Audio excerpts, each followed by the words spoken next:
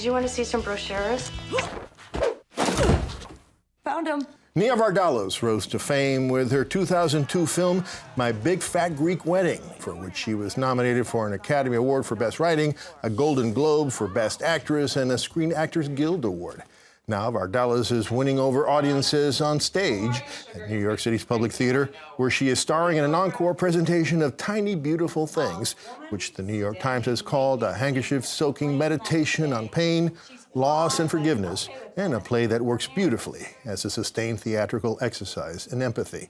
Along with director Thomas Kail and writer Marshall Heyman, Vardalos adapted the play from the book of the same title, a collection of online advice columns written by Cheryl Strayed, the author of the best-selling novel Wild. And joining us now to talk about Tiny Beautiful Things is Nia Vardalos. Nia, welcome to the program. Thank you for having me. Well, listen, first of all, to make it clear, the advice columns in your play are real advice columns that Cheryl Strayed wrote as sugar for an online magazine for a couple of years, right? Yes, real people wrote these real letters, and Cheryl Strayed worked anonymously as a character named Sugar and answered them back. And when I say worked, I should say it was for free. That's right. That's the first thing we learn in the play, right? Yeah.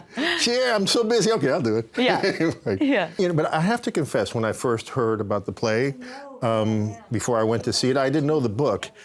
I had some trepidation. I said, well, you know, a novel about advice columns, I mean, you know, might it not be kind of sentimental? I mean, might it not, doesn't the material kind of lend itself to that? Of course it does not. I mean, you were able to overcome that very beautifully. Did you have that trepidation at all? Yes. Yeah? Yes. And what did you, and how come it's anything but sentimental? Well, when I met Tommy, his instincts immediately made me realize, this was pre-Hamilton, I realized he was a gentle genius. So if he's going to give me a book and say, I think this is a play, I'm sure, buddy. And as I was going to the airport, I thought, ugh, I don't even read Dear Abby or Ann Landers. I'm not that kind of person. I'm from a big, loud family. If you have a problem, you go to your family and you ask them. I've never written a question asking for advice. So I definitely opened the book like, all right, let's see. And I was so struck by the compassion within the writing and how, whether you could relate to the subject matter or not, of drug use, of a family member who doesn't want to be in your life, etc., all these pieces struck me as unbelievably relatable. And I didn't know what. I don't know what it is about the alchemy of Cheryl's writing, but it's there. And I was absolutely, once again, I wanted her to trust me with her writing, so I said, please, I will honor your writing. But she had such a generous response. She said, the book is yours. I'm anxious to see what it will become as a play. But, you know, I think some reviewers said that the play acts like a hug therapy in these turbulent times.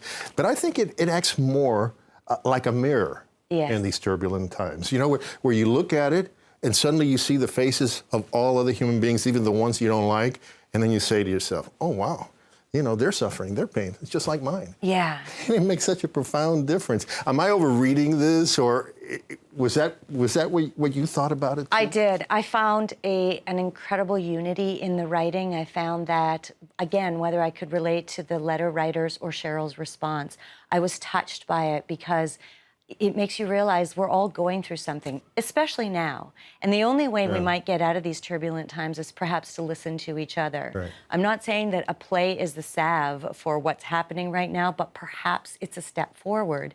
What I love about the public is that they say, all are welcome here. That's a beautiful thing. And that's what we wanted to do with this play, make it inclusive and make it seem as if you were sitting with your family. That's why it's funny. That's why we love it. By the way, that's part of the reason why it's not sentimental, because it's also really funny. Yeah, and it's not gentle. Her responses are not... Yeah, very right. Yeah, she is bold and brave and direct. And, you know, I try and, I mean, it's not me. As I was saying to you, look, I have these blue nail polish. I have these temporary tattoos that they put on me. And I absolutely love it because it makes me feel hip, which I'm not. You know, the play, I mean, I don't want to sound sentimental, but the play really, if you allow it, I mean, could really touch you, can change you, maybe just a little bit, but enough. You know, and I wonder if That's for those of us who watch it. Has it changed you in any way? Yes, it's changed me in so many ways. I'm affected by the audience every night. I love live theater. I started in live theater. I'm a musical theater girl. And then I accidentally wrote a movie and went down that path for a while and did a bunch of movies. But to come back and do theater every once in a while, I did company, got to remember how to harmonize. But to come back and do theater makes you feel like you're touching a piece of yourself that is the reason that you exist. The reason I love live theater is the immediacy of the audience. I can hear you. I can hear you laugh and exhale and sigh and breathe and open that tissue and cry. Really? And it's I was wondering about that. It's excellent. There's no place I'd rather be. That's why we got extended, because I'm so By the way, happy that's true. here. You've been extended to December 10th. By the way, you have 3 cast members who are also absolutely wonderful. Thank you. Can we please talk about the cast and our company? We have the same people returning at the Public. We have the same lighting designer. We have the same sound technician. Everyone's come back. Tommy Kail is directing, obviously.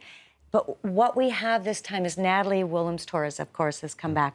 But what I really, really love are these 2 new cast members, because I was suspect of returning without our original cast. And I realized that life goes on. These pieces can be embodied by actors, and one day someone else will play Sugar. And that's why I love my cast so much. Well, that's hard to imagine, but I'm sure that is going to have to happen. Well, listen, the play can break your heart. It will change you for the better. And I thank you so much for writing it and for being here with us today. Thank you, and thank you to Cheryl Strayed for writing that book, huh? Yes, that's true too, of course.